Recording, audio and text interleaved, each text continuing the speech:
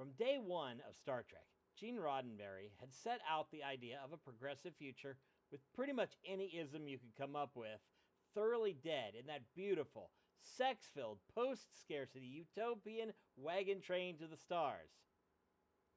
But unfortunately, there were those pesky executives, and those Bible Belt prudes, and the Old Boys Network, and those racist dicks from the South, and so on and so forth, because a whole lot of people just sucked.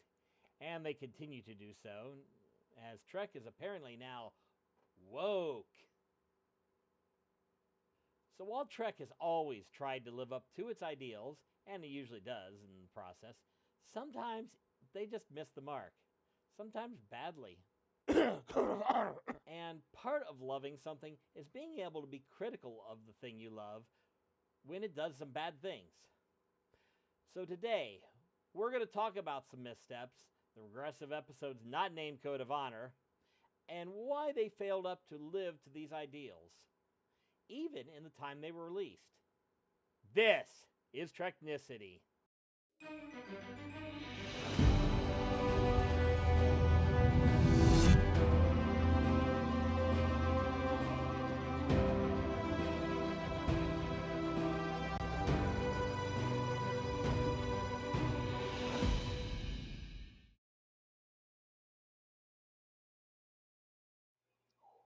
Welcome to Treknicity, a Star Trek podcast where we do the deep dive on all things Star Trek. I'm your host, Patrick Murray, and joining me today is our DEI hire, Kat Drake. You got You didn't read that joke before I said it, did you? I did not. I was not mentally prepared for that. Yeah, it's in the So anyways, bad jokes aside, in this episode, we are looking at the places where Star Trek faltered in its progressive mission regarding gender, race, sexuality, and power. This isn't about tearing down Star Trek. Not at all. It's about goodness. I broke her. No, you didn't break me. I just hit my vape too hard. It's about it's about exploring how even well-intentioned media can reflect the limits and biases of its time. So let's set course for a critical voyage. One little note, though, since we've already talked about Code of Honor in a prior ep, Then you shall have no treaty, no vaccine, and no Lieutenant Yar. we're not really discuss that racist piece of shit anymore, since it's generally looked at poorly by everyone from red shirt on up, except for maybe the people with red hats. God. When Star Trek aired in 1966, it was revolutionary. At the height of the Cold War and the Civil Rights Movement, it showed a future where humanity had moved beyond war, poverty, and bigotry. It had a diverse bridge crew featuring a Japanese American helmsman, a black female communications officer, and eventually a Russian ensign during the Cold War. Gene Roddenberry himself famously said, Star Trek was not just entertainment, it was a vision of a better future, a future without racism, sexism, war, or poverty. but the reality is a bit more complicated.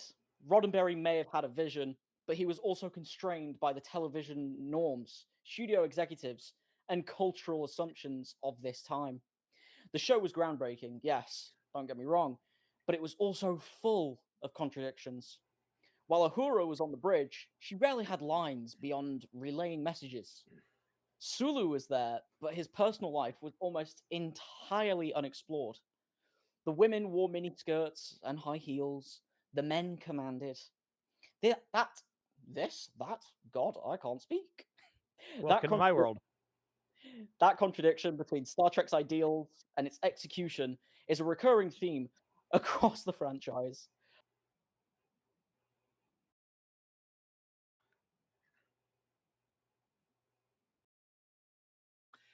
Yeah, the tokenizing of the cast where they're basically there to fill out a DEI bingo card.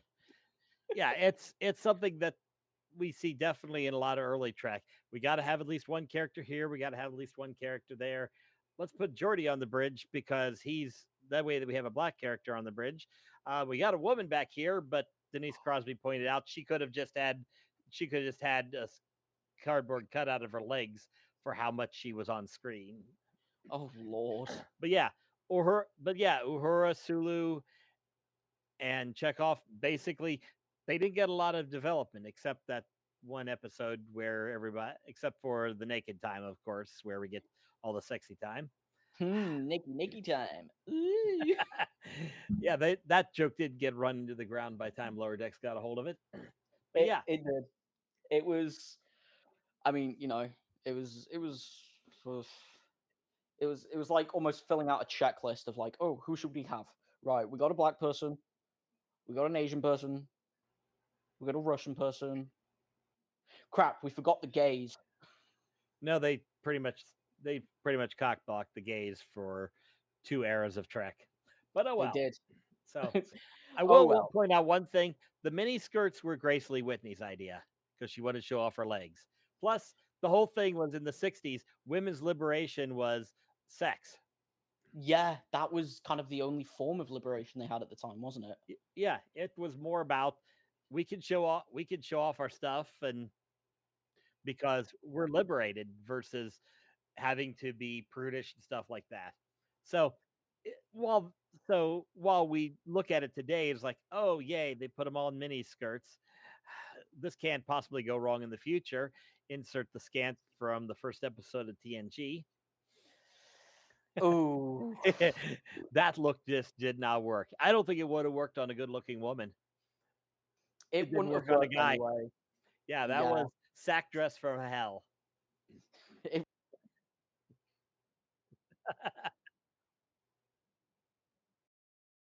Yeah, but yeah, ultimately, yeah, true. It was Gene Roddenberry's whole thing.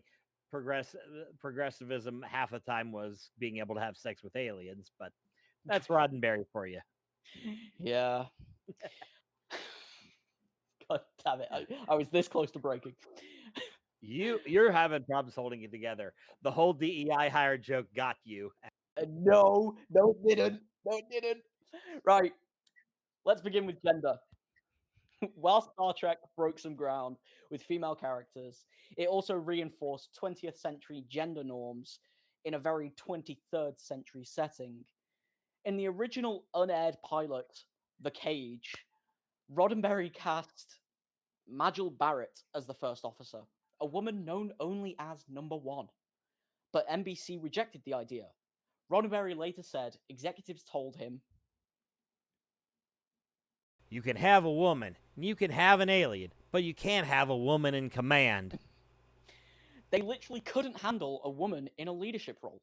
Barrett was recast as Nurse Chapel in a far more subservient role. Then we get the final episode of the original series, titled Turnabout Intruder.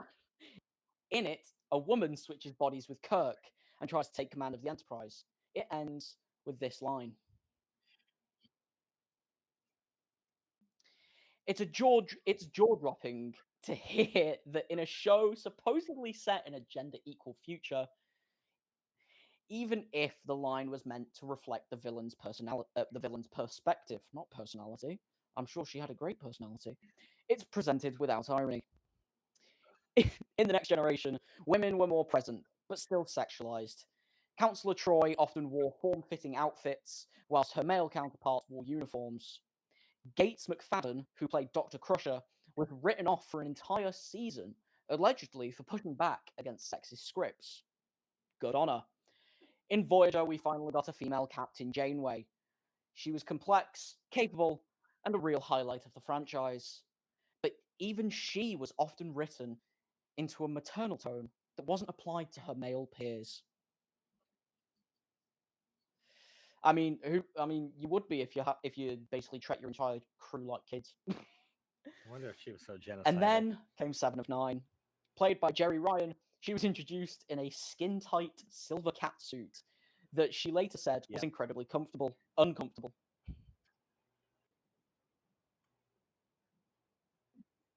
And yet, Seven is a great character, but her presentation reflected priorities that had nothing to do with story or progress. More like, hey, here's some male gaze stuff.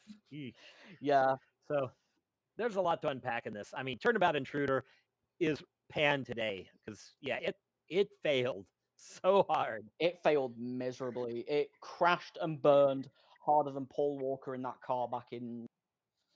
Yeah. Oof, yeah, let's not go there. Otherwise, I'll have to make another Aussie reference. Yeah.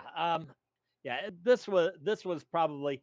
I mean, I understand they were trying to tell a story, but then they told a story that made it look like it was the 20th century in the 23rd century.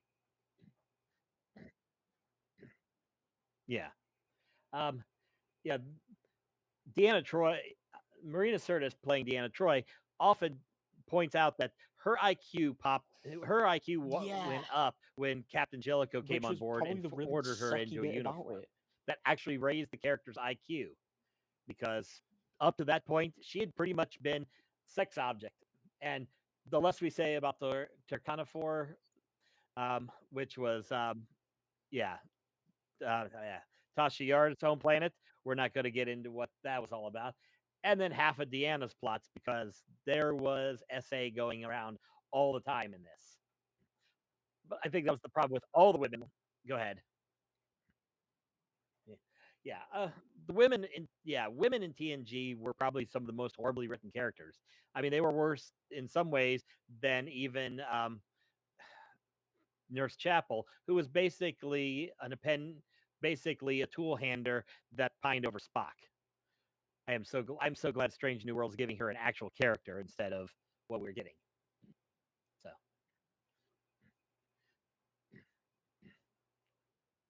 yeah. Other examples, if you remember the TNG episode, The Host, it was the first introduction to the Trill, and we'll be talking about that later for obvious reasons. But yeah, but they changed the makeup from the original to all the sexy spots because Terry Farrell was just too sexy to put in that makeup. So that's why we got that change, literally for sexiness. And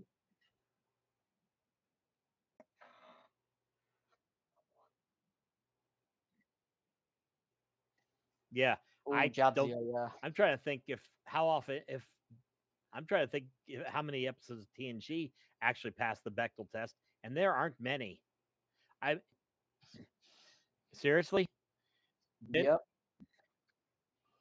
Yep. I think the other thing that I was going to mention about all of the Tech 9 passed the Bechdel test. Voyager obviously did well because we had Captain Janeway and uh, and Lieutenant B'Elanna Torres. So the captain and the chief engineer doing science stuff was happening. Yeah, and mind you, for the first season, Star Trek had 3 female main characters, went down to 2 after Tasha Yar got blasted out.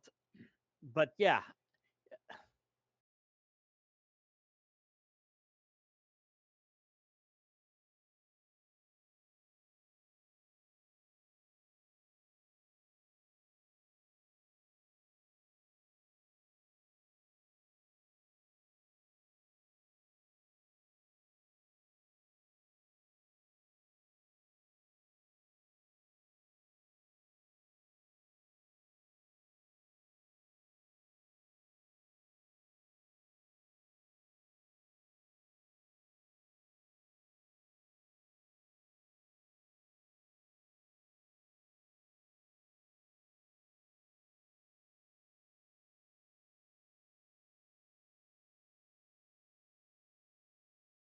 Yeah, I mean, exactly. I mean, it's been proven that shows with episodes that pass the Bechdel test do quite well with the like.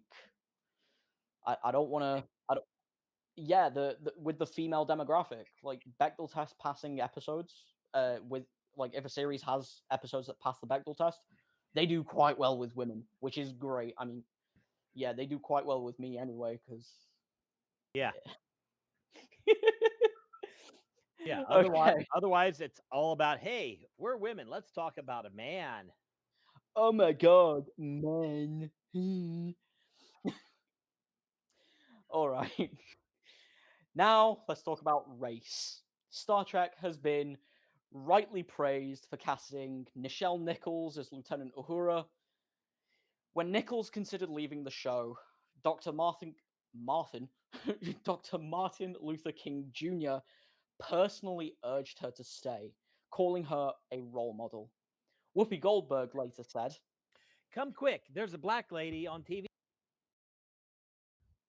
"It was a milestone, but after that first step, progress was slow." In the new generation, Geordie LaForge was brilliant, but had almost no personal storylines. Worf, the first major Klingon Starfleet officer, was often treated as an outsider, a brute, or the angry one. There's been critique over how the Klingons have been portrayed as coded with African and Asian influences, playing into noble savage tropes. Code of honor. Then there's the Ferengi.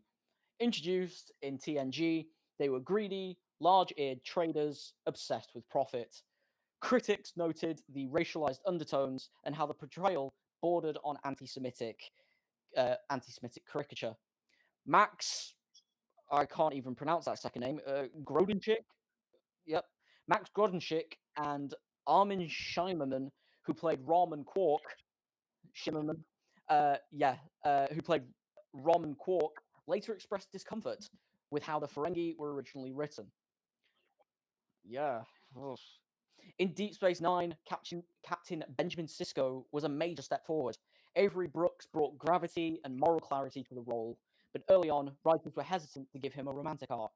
Brooks insisted Sisko be allowed to have a black love interest, saying,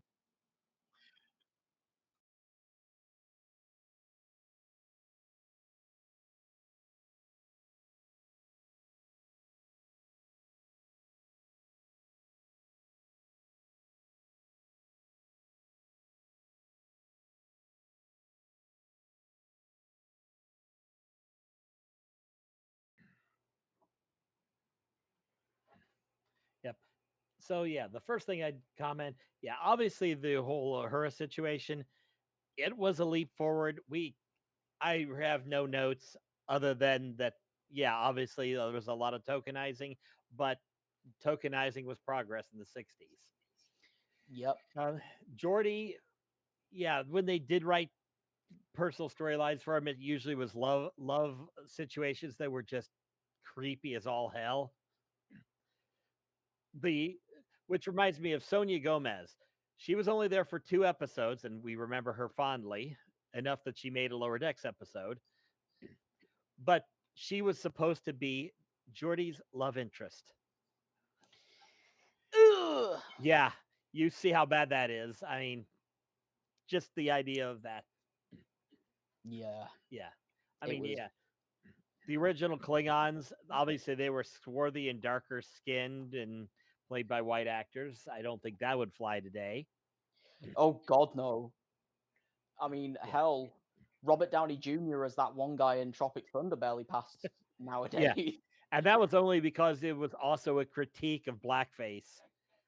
Literally Yeah, put in there to point out how terrible blackface could be, even when done with some idea of seriousness. So, so, but yeah,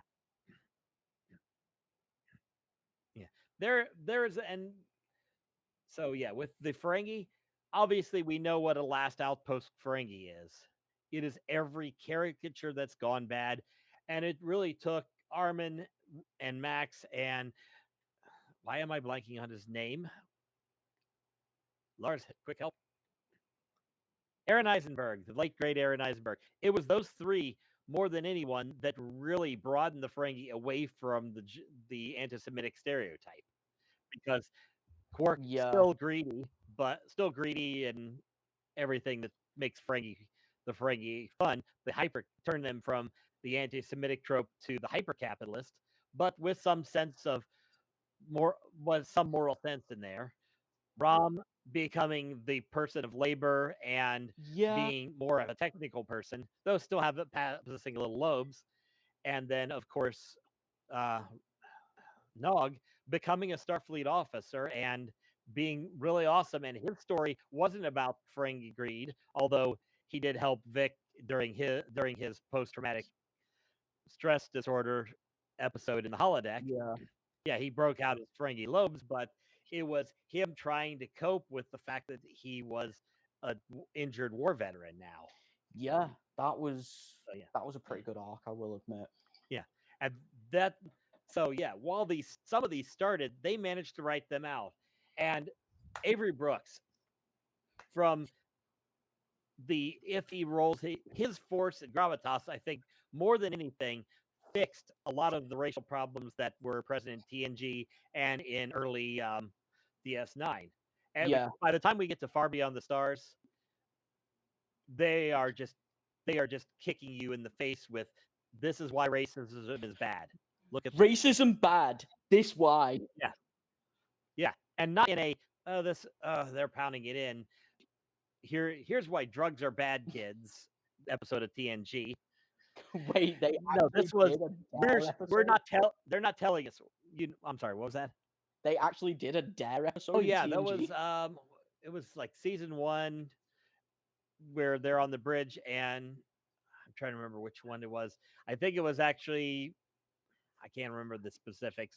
Hopefully Lars will look it up while we're talking about it. But yeah, yeah, it's Yar and I forget who else are talking to Wesley. They're talking about how drugs make you feel good, and then you get addicted. It was so cheesy that it actually physically hurt watching it. But yeah, Far Beyond Stars is the exact opposite of that. It says, here is what life was like, and do you feel how much pain? Yeah, So yeah, that it was was. awesome.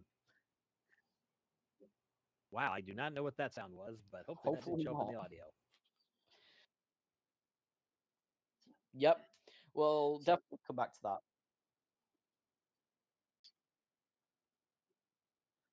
Ooh. If there's one area where Star Trek has failed most consistently, it's LGBTQ plus representation. Represent. For decades, queer characters were entirely absent from a universe that claimed to be inclusive. In the 1980s, writer David Gerrold proposed including gay characters in the next generation. The studio shut it down. Instead, we got the metaphor in TNG's The Outcast. Riker falls for Soren, a member of an androgynous species. When Soren expresses a gender identity, she is subjected to conversion therapy. It was an allegory, but not an empowering one. In DS9, Jadzia Dax, a Trill who has lived many past lives in many genders, kisses another woman in Rejoined. Hell yeah, Yuri! It was one of TV's earliest same sex kisses, but again, it was justified by alien biology rather than queer identity. Jadzia says,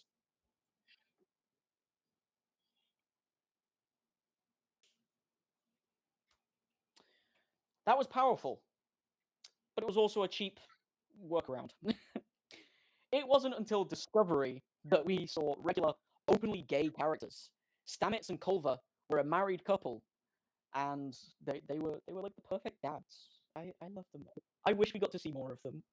Later seasons introduced Adira and Grey, a non-binary and transgender pair. Finally, queerness was normalized in the Trek universe. But it took until 2017. That's over half a century of silence.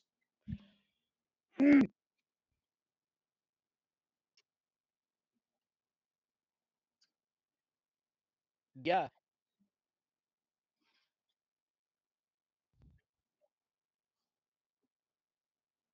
hell yeah.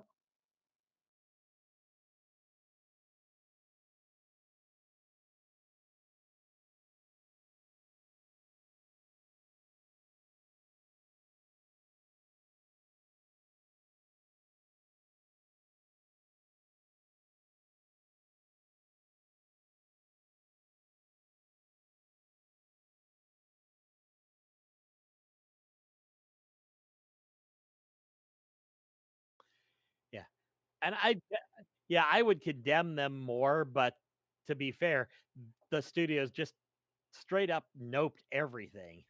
Um, in the Outcast, Jonathan Frakes actually wanted Soren to be played by a guy. so that the queerness was even more apparent. Women, which in the 90s was like, ooh, sexy. You could get away with it. To guys,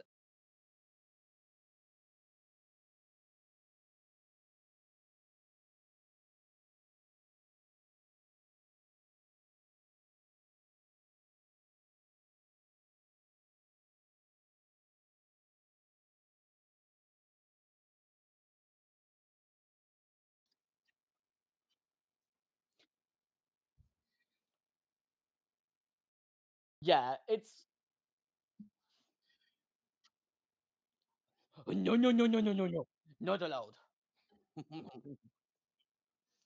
The other thing, yeah, the Grey was trans mask, which honestly is great because in media itself we tend to see more trans femme representation, which as a trans woman myself, I love it. I'm all for the girls, but it's nice to see that people are still giving a shit about trans masks to a point where Star Trek was like, hell yeah.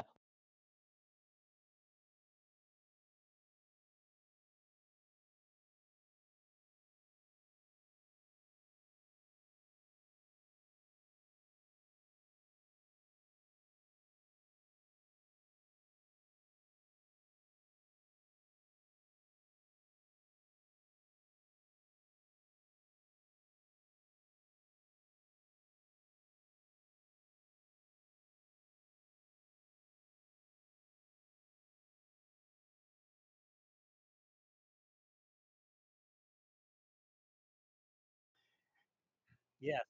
And yeah, that representation from beginning to end was really, really good all the way through. Hell yeah. Getting back to the earlier stuff, and we'll come back to the current era. But yeah, early, the we talked about Jadzia Dex, and that when we get to when we get to Crusher back in the host, she falls in love with the Trill man. He then gets transferred. The Trill symbiote gets transferred into Riker, and we get that awkwardness. Which, to be fair, that was to be fairly awkward and intentionally so. But then we get a woman hosting the symbiote, and then we get this quote from Beverly Crusher. You want to take it, or you want me to take it? That's you know what? I'll I was take it. going to make a joke there. Definitely not going to make that joke considering the episode we're making. Yeah. Perhaps it is a human failing, but we are not accustomed to these kinds of changes. I can't keep up. How long will we have this host? What would the next one be? I can't live with that kind of uncertainty. Perhaps someday our ability to love won't be so limited. 20 years later, yeah, the fact that she said that she didn't.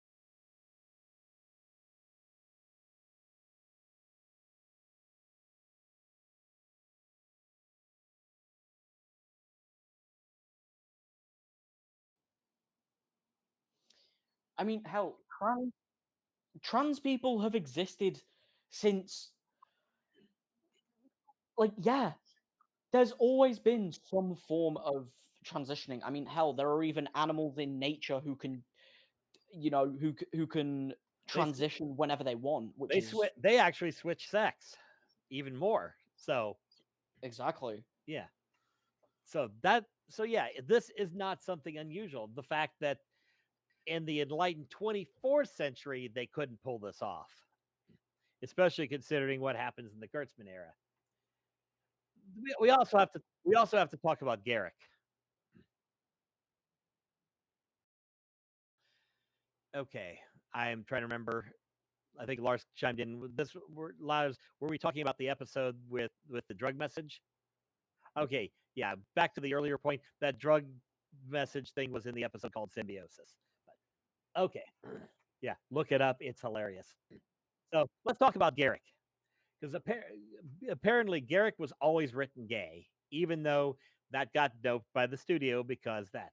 And to from what I understand from Andrew Robinson and how he explained it, in the first time we see Garrick engaging with Julian Bashir, his goal in that scene is basically to fuck Julian Bashir. Yeah. Seriously, that's Is and yeah. tandem. Well, But I think to a degree, Andrew Robinson kept that subtext going. So we had this coded gay character for 7 seasons of DS9. We just never got any closure on that or any confirmation until Lower Decks penultimate episode. I think we needed to see more gay things happening. Yeah, in Strange New Worlds, currently out, we need it to be gayer. I mean, what do we have? Chapel is bisexual, but guy. That's it. Yeah, she mentioned the first episode and then started doing then.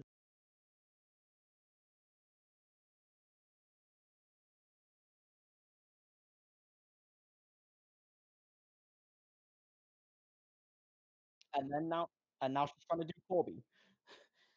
Who knows? Maybe she might do Laan.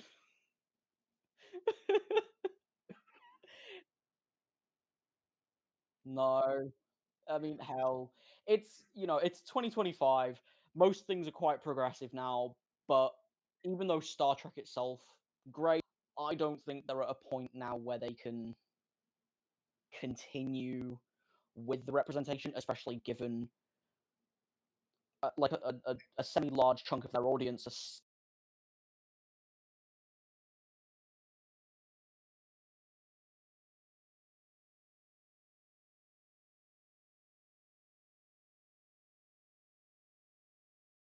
I because it's dramatic. It's it's centering it's centering the hotness. Eh, it's like Beto Ortegas's camera. It senses the heat.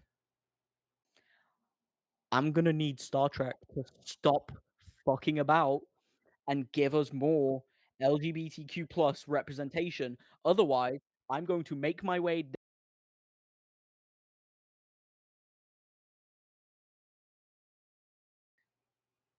Yeah, obviously you haven't been in America recently. Yeah, yeah. We get a queer character or we riot. How's that? Yes, give us more queerness. Yeah, even just throw us a bone here. I'm going to regret saying that now. In But Patrick's yeah, case, throw him a boner. but yeah, we can absolutely. This is absolutely one thing that we need to see, and it doesn't have to be a lot. Just put a character, put some queer characters in the background. Have one of the not change out a character and have them be bisexual or queer in any way, and make it obvious on the screen. I mean,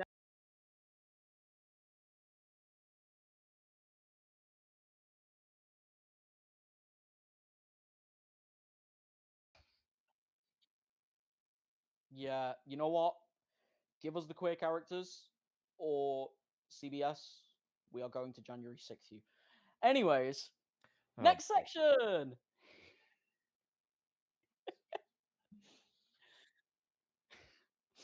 The final area we want to explore is how Star Trek defines progress itself. The franchise imagines a utopia, yes, but it's one built on hierarchy, uniformity, and Federation authority. Which, I mean, authority sucks anyway.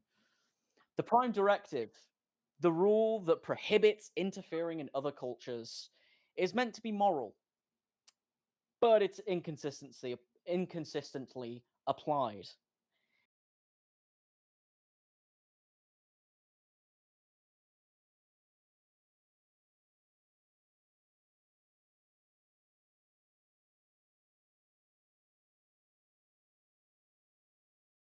we are not here to take sides. We are here to protect the Prime Directive. But the Federation always seems to take sides. It rarely sees its own structures as part of the problem. Power is centralized, Earth is privileged, and alien cultures are often judged through human moral frameworks. So while Trek preaches equality, it also reinforces institutional hierarchies. That contradiction? That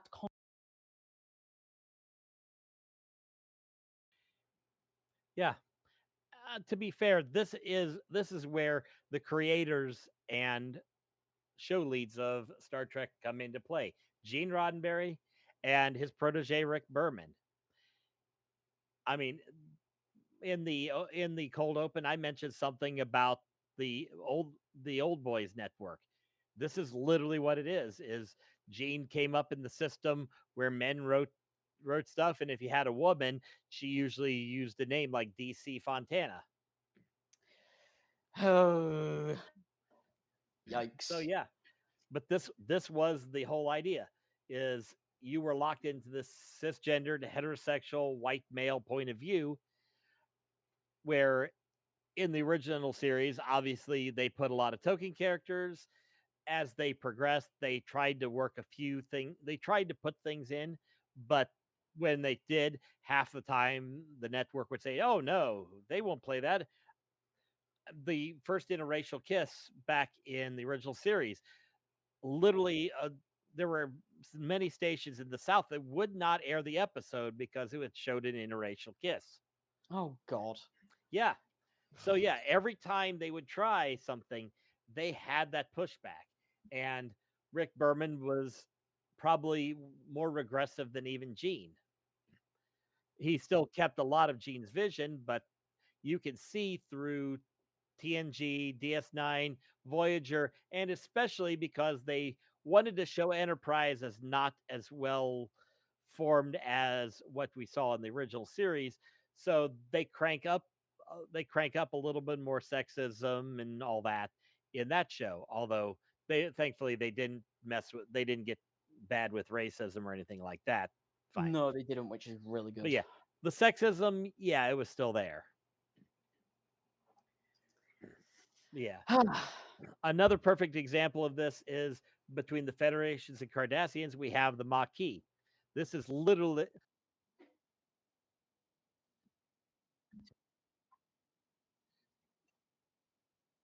No, which, I mean, in any kind of war, retaliation, rebellion, whatever, you there's always going to be casualties, but you don't have, I mean, to be fair, this, yeah, the the Federation in the process basically yeah, let the planets that the Cardassians take over basically rot. And that's how that and that's how we got the Maquis, who yep. survived, of course, There's, until there's always a the bigger fish. Dominion shows up and just genocides them right up their alley. But Oh yeah, I love my morning coffee with a side of genocide.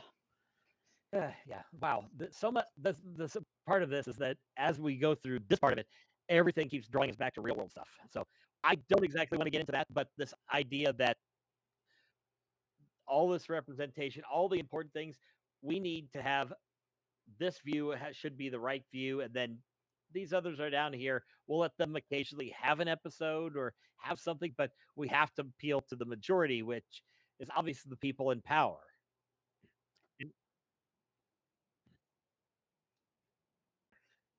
Unless you're South Park. So yeah, I don't think we can go on too much without just Yep, going you full gotta you into gotta American appeal to politics, and you gotta this show appeal is to the not about that. overlords. But Otherwise, yep, yeah, yeah. just think your Tories turned up to 11, and they're currently at a 1. Oh, I hate the Okay, Tories, that but no, I that should get what you explain. mean now. Yeah, our left wing is somewhere around where your Tories are almost. Damn, that's Yeah, oh my god, yeah, and this is the country that Star Trek is made that's in. insane. That huh? Yeah, that that that the Kurtzman era and Discovery were as successful as they were is almost a miracle, considering what we are dealing with in the real world today. So, I, yep, that happens. Um, I'll leave it on this. They are trying to represent things. If you remember the first episode of Strange New Worlds, when they are cutting through footage, Pike is cutting through the footage of the things that led up to World War III, we see certain protests in Washington, and the red hats are out in full force. That prior, eh, eh, not I don't know if that one. It was just general footage and those kinds of flags flying. So, well, to be fair, they put that. I think they put that in because they wanted to be clear that what they were seeing in today's politics as there is reflected in what was going to happen to that planet if they continued on the path, which is shit exploding spectacular and very badly. Which is why the progressive from sexism, racism,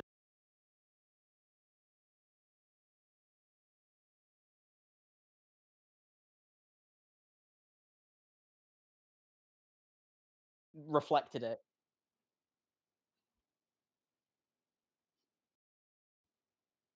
Yeah.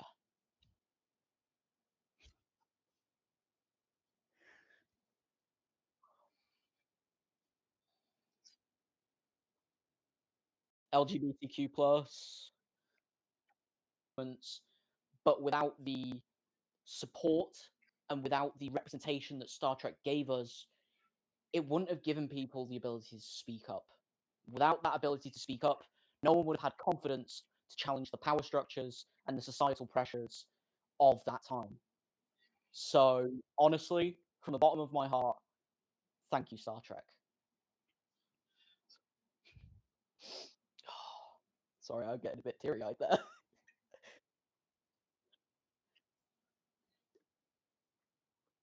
They do. They've been with us through the hardest times and through the easiest times. But one thing remains the same. I still love my goofy little sci-fi show. All right. So with that, let's wrap up our discussion.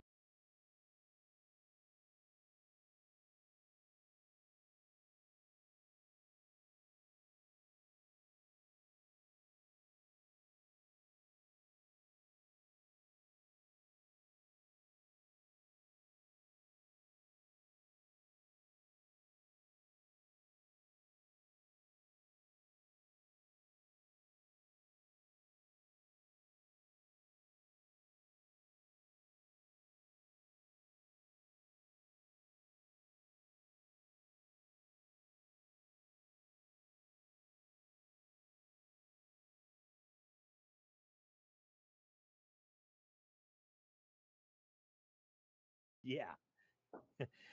Thank you for joining us here on Treknicity, where we do the deep dive on all things in the Star Trek multiverse.